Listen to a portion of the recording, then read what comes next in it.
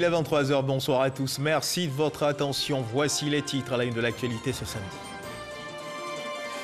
Ce 13 février, la journée mondiale de la radio est célébrée par le monde entier. Ici, en Côte d'Ivoire, le ministre de la Communication et des Médias, Sidi Touré, était à Bouaké.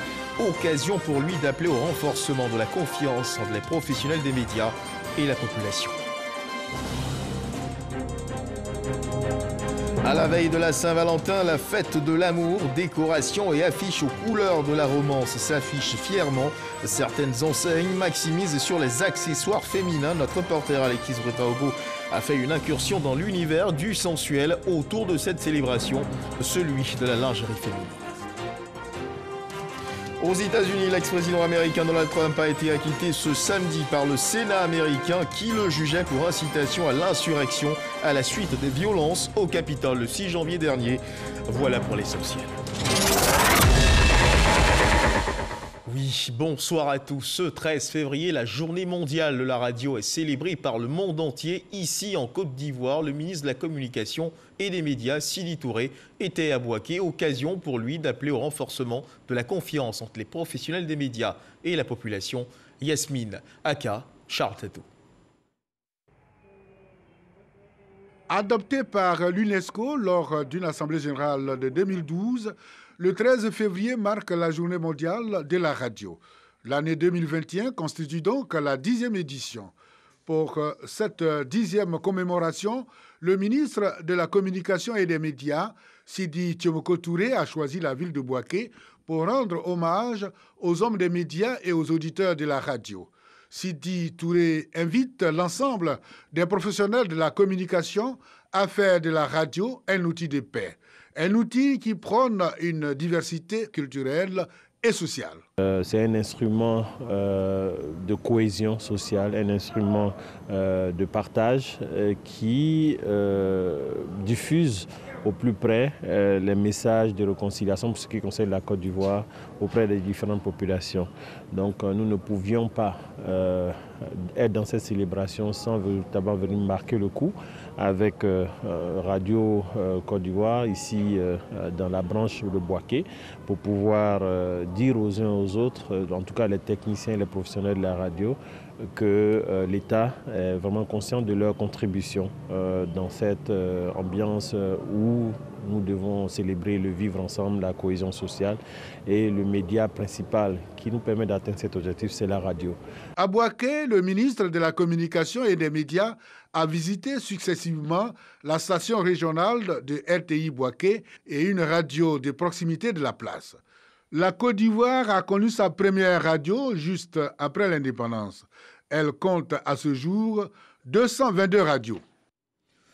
Et l'actualité, c'est également cette remise de véhicules. 234 véhicules au total viennent renforcer le parc auto des services centraux et décentralisés de la Direction générale des impôts. Ces véhicules pour renforcer la capacité de mobilité de ces différents services. La remise de ces véhicules a eu lieu à la Bibliothèque nationale du Plateau. Le reportage de Cheikh Koné.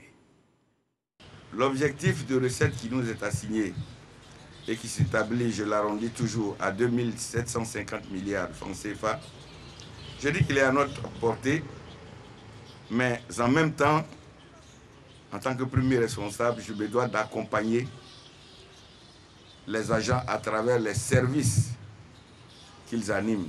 Cet accompagnement s'est ainsi matérialisé par l'acquisition de 234 véhicules pour le compte des services centraux, des services de base et des services régionaux de l'administration fiscale. L'objectif est clair. Ce geste s'imposait à nous tous. Les véhicules récents dont dispose la Direction générale des impôts nous ont été alloués par l'État de Côte d'Ivoire au sortir de la crise post-électorale, c'est-à-dire en 2011. Il était donc tout à fait normal de penser au renouvellement du parc, d'autant plus que l'entretien des anciens véhicules nous revenait aussi cher que l'acquisition de nouveaux véhicules naturellement plus performants. Cette acquisition qui s'inscrit dans un vaste programme de dotation en engins roulants pour le compte de la Direction générale des impôts est évaluée à environ 5 milliards de francs CFA. Pour des raisons de respect strict des mesures barrières, la remise symbolique des clés s'est faite en présence de 25 responsables des services centraux, généraux et de base. Et toujours dans le cadre du renforcement des capacités, le ministère de l'Hydraulique et de l'Assainissement a reçu 6 nouveaux véhicules d'un montant d'environ 300 millions de francs CFA. Ces véhicules sont un don de la Banque mondiale. Il s'agit pour la Banque mondiale de renforcer les capacités de ce ministère pour les missions de suivi du projet, le renforcement de l'alimentation en eau et en assainissement en milieu urbain, le PREMU. Patricia Omouitia. Sur 8 véhicules, 6 ont été livrés dans le cadre de la mise en œuvre du projet de renforcement de l'alimentation en eau et en assainissement en milieu urbain PREMU. L'objectif est d'accroître l'accès et la qualité des services d'eau et l'accès à l'assainissement dans les zones urbaines. Le but est d'améliorer la planification et le suivi du secteur de l'eau potable en milieu urbain. C'est vrai que nous avons occupé le terrain, mais on était quelque peu handicapés par les moyens logistiques. Aujourd'hui, nous venons d'avoir ces moyens, donc nous sommes vraiment soulagés de cette difficulté. Et je parle aussi de reconnaissance, il faut vraiment l'exprimer à l'endroit de la Banque mondiale, qui nous a fait confiance. Nous avons fait une première phase du projet d'un montant de 50 millions de dollars, soit 29,4 milliards de francs CFA. Et suite au succès de ce projet, la Banque a bien voulu proroger ce projet en nous accordant un projet additionnel d'un montant de 88,2 milliards de francs CFA. Cela va nous permettre d'alimenter environ 1 200 000 habitants à l'horizon 2045. Dabou, Issia, Niakara et Songon sont les villes additionnelles retenues. Dans ces localités, les investissements seront axés sur le développement des capacités de production de forages neufs et réhabilités. L'extension du réseau et le programme de 8000 branchements sociaux vont régler les problèmes de déficit en eau et au faible taux d'accès dans ces centres. Et puis sachez également qu'un commissariat de police existe désormais dans la ville de Dikodougou, chef-lieu de département situé à 50 km de Korogo.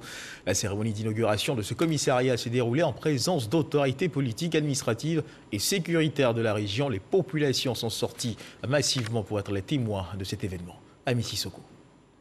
Amilka, ici, Sama Dikodougou parlait. Nous sommes dans les locaux du tout nouveau commissariat de police de Dikodougou au quartier Commerce dans le Poro. Ce service de police vient rassurer population et opérateurs économiques souvent victimes de braquage dans cette zone de forte production cotonnière. Nous sommes très contents d'avoir un nouveau commissariat dans notre localité.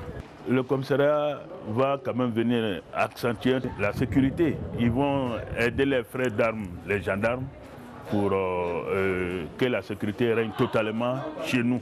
Le nouveau commissariat de police de Dikodougou, composé de 3 bâtiments équipés, est entièrement financé par le conseil municipal de Dikodougou à hauteur de 56 millions de francs CFA. Nous n'avons pas de banque.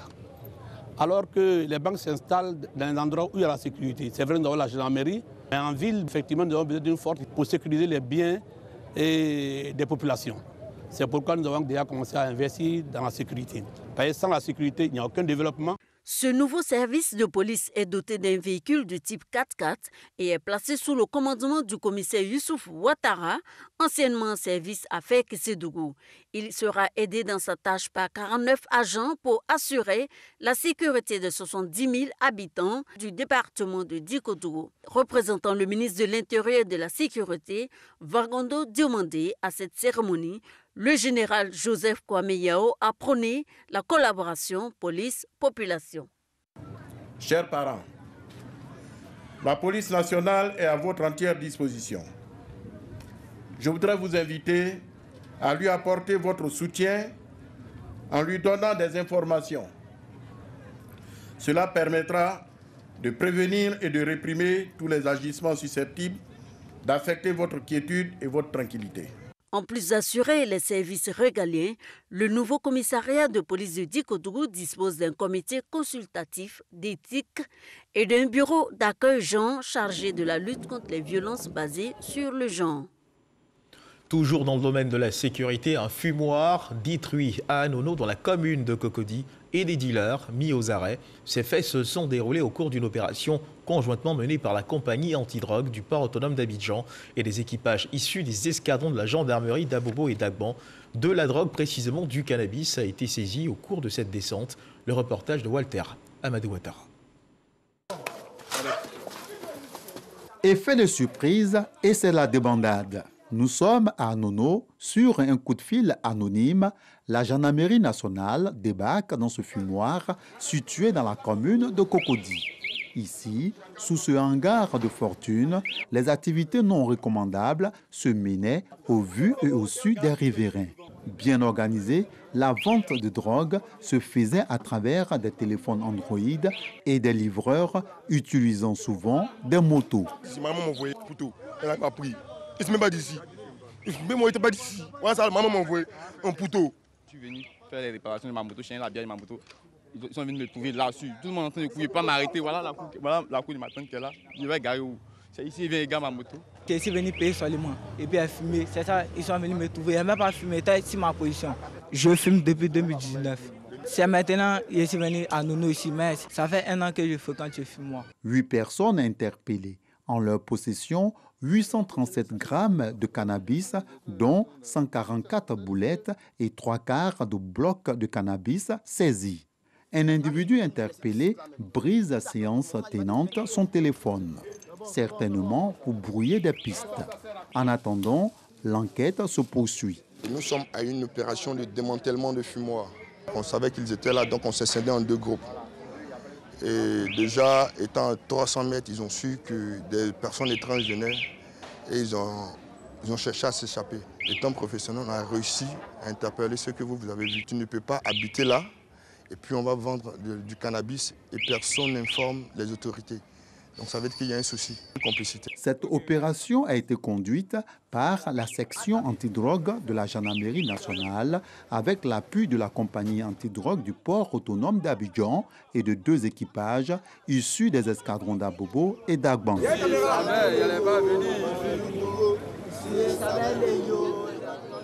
Une descente qui rend donc compte de la lutte menée par les forces de défense et de sécurité contre la délinquance, le trafic de stupéfiants. La lutte contre la Covid-19, ce tueur silencieux ne doit également pas faiblir.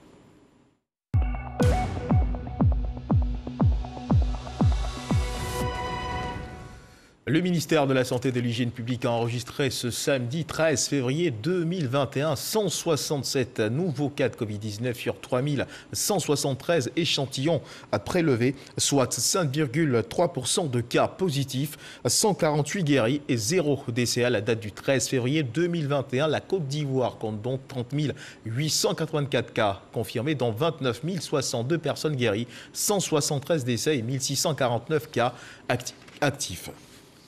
Et on demeure toujours dans le domaine de la santé. Et sachez que le ministre de la Santé et de l'Hygiène publique, le Dr Aka Awele, a donné le coup d'envoi de démarrage des travaux du centre hospitalier régional CHR de Boundiali.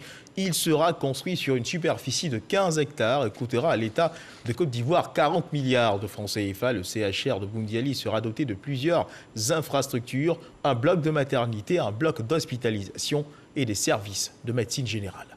Ami Sissoko. C'est parti pour les travaux du centre hospitalier régional CHR de Boundiali. Cette infrastructure sanitaire, dont la capacité d'accueil est estimée à 150 lits, sera bâtie sur une superficie de 15 hectares. L'infrastructure comportera plusieurs services, notamment un bloc de maternité, un bloc opératoire, un bloc d'hospitalisation et des services de médecine générale, de pédiatrie et de logement pour le personnel. La construction de ce centre de santé régional s'inscrit dans le cadre de la réalisation du vaste programme hospitalier conçu par le gouvernement pour accroître l'offre de santé au profit des populations. Le président de la République et son gouvernement ont un projet extrêmement ambitieux pour la Côte d'Ivoire en matière de santé. Un programme présidentiel hospitalier, je l'ai dit, datant de 2017, qui porte sur une valeur estimée à plus de 800 milliards de francs CFA pour toute la Côte d'Ivoire. Bientôt, nous allons également démarrer la construction d'une 60aine d'hôpitaux généraux avec un bloc gynéco-obstétrique sur tout l'étendue du territoire. Et il y a de la place là encore pour le Grand Nord. On va bientôt également venir lancer ces travaux. Coût de réalisation du CHR de Bountiali, 40 milliards de francs CFA. Les travaux vont durer 16 mois. Et dans le domaine de l'agriculture, l'Agence nationale d'appui au développement rural, l'ANADER, a procédé hier vendredi au centre de formation de Bingerville-Lamé à la remise de diplômes à une dizaine de personnes formées en management des organisations professionnelles agricoles, en abrégé OPA. Celles-ci ont reçu une formation qualifiante de 6 mois qui devrait leur permettre d'améliorer la qualité de service des différentes sociétés coopératives d'où elles sont issues. Il s'agit là de la première promotion de formation qualifiante en management des OPA du centre de formation de l'ANADER. Le reportage de Jean-Louis Pangbo. Ils sont au nombre de 13 auditeurs, issus des filières sucrières, cacaoyères et évéicoles qui reçoivent leur diplôme de fin de formation en management des organisations professionnelles agricoles, OPA. Formation qui vient apporter une plus-value au personnel de ces organisations, souvent recrutés sur le tas. Cette formation vraiment nous a appris beaucoup. Comment est-ce que les sociétés coopératives doivent être organisées, comment est-ce que les différentes parties de ces sociétés doivent fonctionner. Je pense que ça a été pour moi un bagage de plus, une connaissance de plus. Nous allons bien monnayer cette formation, tout ce savoir, lorsque nous serons assis dans nos structures respectives. Améliorer l'opérationnalité des sociétés coopératives à travers la formation de leurs employés et dirigeants, mais surtout contribuer à la modernisation de l'agriculture ivoirienne. Aujourd'hui, nous sommes arrivés à l'étape où on a décidé d'aller directement dans les OPA, prendre les employés qui sont déjà là et puis renforcer leurs capacités pour que l'impact de cette formation puisse se ressentir dans l'amélioration de cette gestion. C'est en 2010 que ces formations ont été initiées au centre de formation de Bingerville. 135 auditeurs y ont été formés et ces 13 derniers constituent la toute première promotion en management des organisations professionnelles agricoles. Et parlons à présent de noix de cajou. La production de la noix de cajou connaît un bond quantitatif chaque campagne. Malheureusement, la qualité ne suit pas toujours. Pour allier la qualité à la quantité, le gouvernement, le conseil du canton et de l'Anacarde forment les producteurs dans l'ensemble des zones de production. Les producteurs de la région du Hambol ont reçu les rudiments nécessaires pour appliquer les bonnes pratiques de pré-recette et récolte et post-récolte. Les producteurs ne sont pas les seuls à travailler pour la qualité. Tous les acteurs de la filière seront formés afin que la Côte d'Ivoire soit le premier pays mondial producteur en quantité et en qualité. Soro Corona. Laissez tomber les fruits de même de l'arbre. Ramassez tous les 2 jours les fruits. Séparez le même jour les noix des pommes à l'aide d'une ficelle. Séchez les noix brutes sur des claies. Des bonnes pratiques pré-récolte, récolte et post-récolte pour garantir la qualité de la noix de cajou. Ces bonnes pratiques au centre de la formation des producteurs de la région du Hambol. Des efforts du gouvernement et du conseil du coton et de l'Anacarde pour améliorer la qualité de la noix de cajou made in Côte d'Ivoire. Il y a 2 ans, je dirais, on était à un certain niveau avec l'encadrement qu'on a eu. Mais depuis, il y a eu un certain découragement au niveau de nos producteurs. Donc cette tournée-là, justement, concourt à ce qu'on remobilise tout ce qui avait été fait pour que ces bonnes pratiques-là reviennent au niveau de nos producteurs. Venus des 3 départements de la région, les producteurs ont été appelés à mettre en pratique toutes ces techniques. La qualité est désormais l'affaire de tous les acteurs de la filière. On a gagné la bataille de la quantité. Maintenant, la bataille qui reste à mener, c'est la bataille de la qualité. Sensibiliser au niveau national tous les acteurs, c'est-à-dire les producteurs, les pisteurs, les acheteurs, les transformateurs, les exportateurs et même les transporteurs pour dire qu'il y a intérêt à préserver la qualité de noix de cajou origine Côte d'Ivoire. Les producteurs présents se sont engagés à être des formateurs auprès de ceux restés dans les villages. La formation est bonne et on a constaté qu'il faut suivre les conseils de l'ANADER qui est tenu à nous former. De retour d'ici, c'est d'encore passer le message à nos parents qui sont encore dans les villages, ceux qui avaient encore ces anciennes pratiques, de pouvoir adopter ces nouvelles pratiques afin de pouvoir encore améliorer la qualité de la noix de cajou. Avec plus de 850 000 tonnes produites en 2020, la Côte d'Ivoire est le premier producteur mondial de l'anacarde. La région du Hambol est la 2e zone de production avec environ 100 000 tonnes la campagne dernière. Des producteurs heureux de recevoir cette formation. Et puis en France, une association baptisée Les Amis de San Pedro sillonne le pays, plus précisément la région parisienne. Elle explique aux élèves le processus de fabrication du chocolat, l'action de l'État pour garantir la qualité du chocolat et assainir la pratique. Une bande dessinée est confectionnée d'ailleurs depuis quelques années pour mieux porter le message de cette association. Et cette bande dessinée, Les Amis de San Pedro, entendent la présenter très bientôt à la première dame Dominique Ouattara qui porte le même combat. Franck Quadio. Aubervilliers, banlieue parisienne, un cours bien particulier dans cette salle de classe du collège Rosa Luxembourg. Après avoir rassemblé les cabosses, on les amène où? Le cacao ivoirien, l'ensemble de la chaîne de production expliquée aux élèves des classes de 4e et 5e. Toutes les étapes, la préparation du sol, la préparation des pépinières, l'entretien des plants, jusqu'à la maturité des cabosses. Ces étapes sont enseignées aux enfants de France. 4 années déjà que cet homme sillonne les écoles de la région parisienne. Désiré Begré, cet Ivoirien, est le fondateur de l'association Les Amis de San Pedro. On leur a donné toutes les informations qui concernent le chocolat, qui concernent le cacao, la place de la Côte d'Ivoire dans le monde du cacao. C'est la première, hein, donc il faut qu'ils sachent d'où vient le cacao. Des quiz et des jeux pour stimuler l'attention, mais l'essentiel du support pédagogique se tient en cette bande dessinée. Wa Konungbe, la cabosse qui parle, avec entre autres ambition briser les idées reçues sur le cacao ivoirien, notamment pour ce qui concerne la question du travail des enfants. Cette année, nous avons introduit dans nos programmes scolaires la campagne de sensibilisation du CNS, le Comité national de surveillance des actions de lutte contre le travail, l'exploitation et la traite des enfants. Nous savons qu'en Côte d'Ivoire, le cacao est un cacao éthique et moral.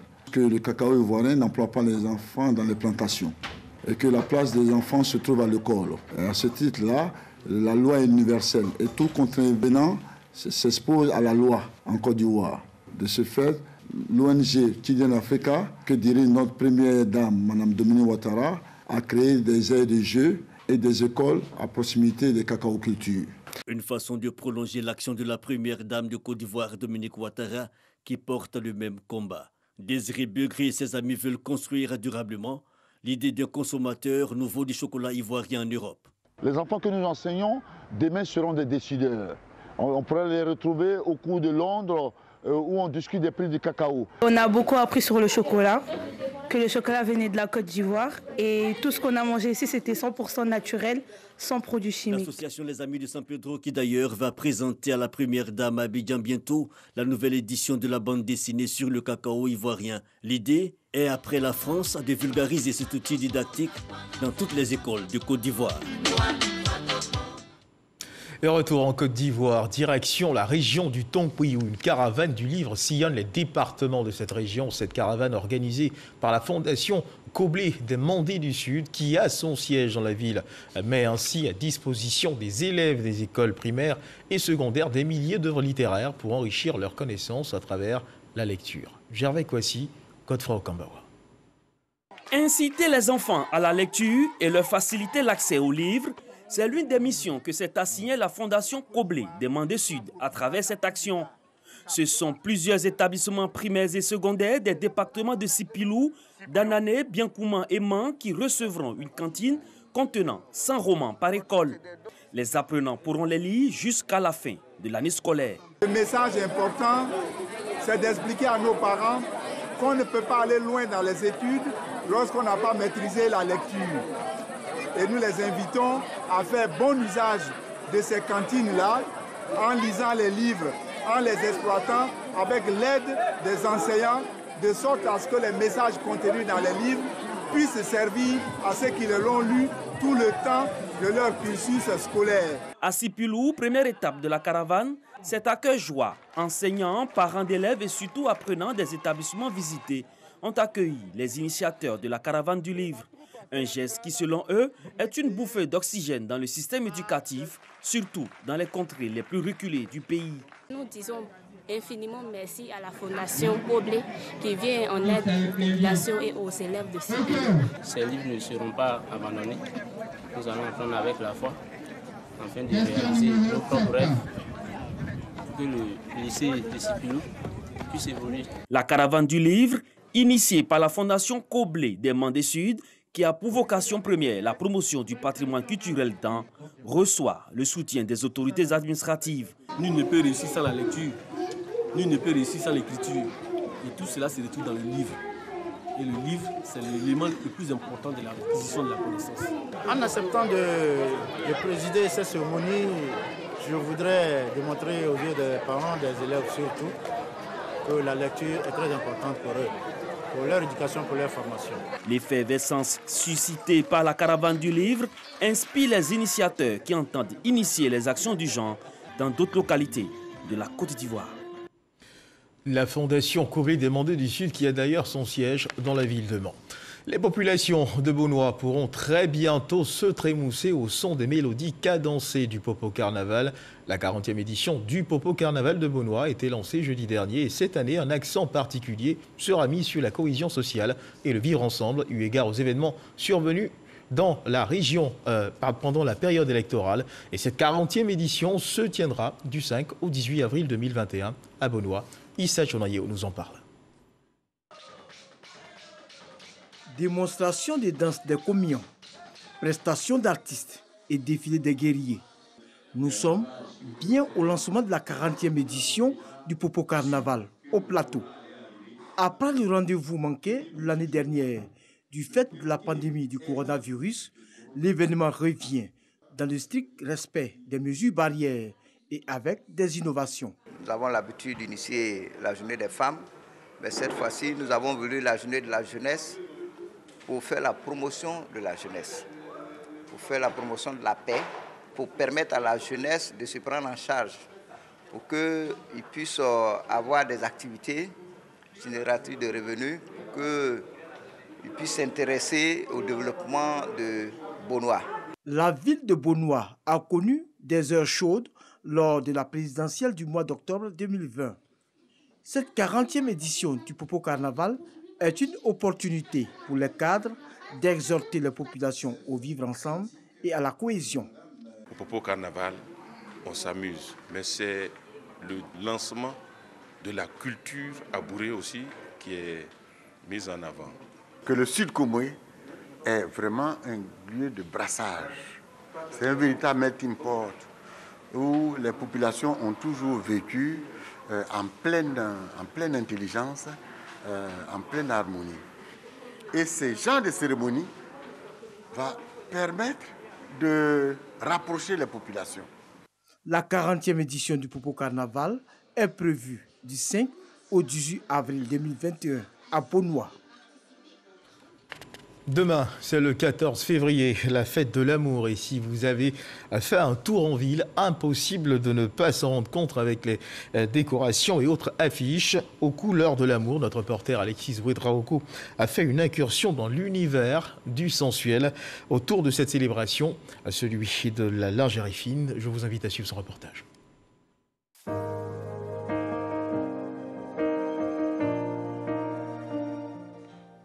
Froufrou et dentelle, gadgets et parfums, le cocktail parfait pour une Saint-Valentin coquine.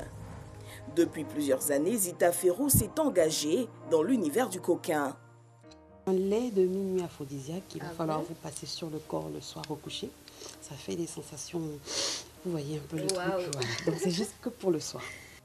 Et pour satisfaire une clientèle de plus en plus exigeante, elle a lancé il y a quelques semaines l'un des premiers bars à parfum de la capitale. Une femme va être sexy, sortir la tirerie, la lingerie la plus coquine, mais s'il n'y a pas la bonne odeur qui va avec... En fait, sentir bon, c'est la base.